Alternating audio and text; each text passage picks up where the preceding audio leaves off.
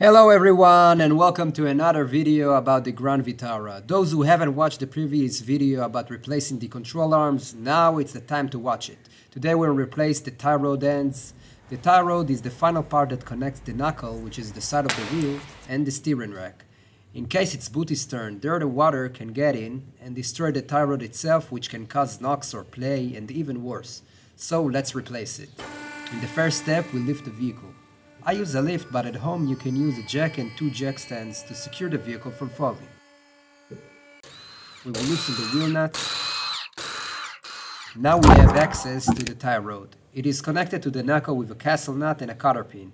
So we will straighten the pin and pull it out so we can loosen the nut. Usually it's a 17 or 19 millimeter nut. In this case a 17 millimeter. Now here's the tricky part. We have the lock nut that controls the rotation of the tie rod. We want to loosen it. Usually it will be a 19 or 21 millimeters. And it is also a little tight, so consider using an extension if needed. As soon as we break it free, we can remove the tie rod. In this case, because I'm replacing the tie rod, I hit it with a hammer. You can also use another method, which is to hit with a hammer on the knuckle until it comes loose. There are also special tie rod extractors, but we don't have to use them.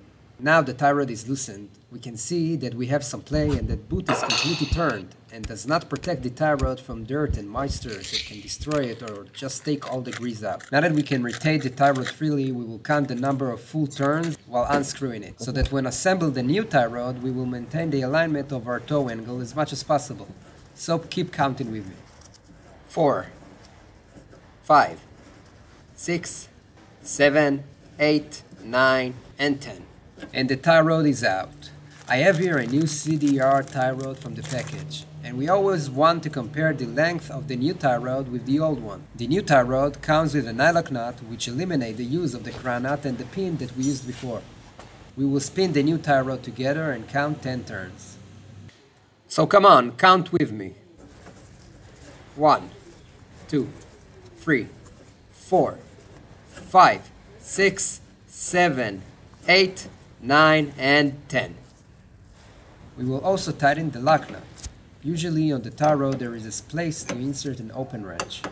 In this case I use a pair of 19 mm wrenches and tighten the nut so that it's nice and snug. And just before we put the wheel back, insert the tie rod back in the knuckle and tighten the nut so we can go make our alignment.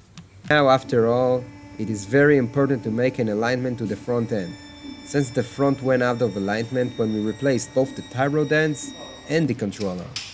Pay attention to the difference in my toe angle.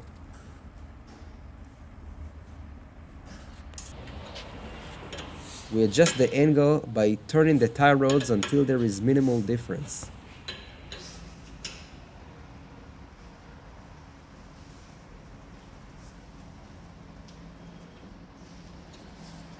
Now we can go back to the road safely. Good luck and see you on the next video.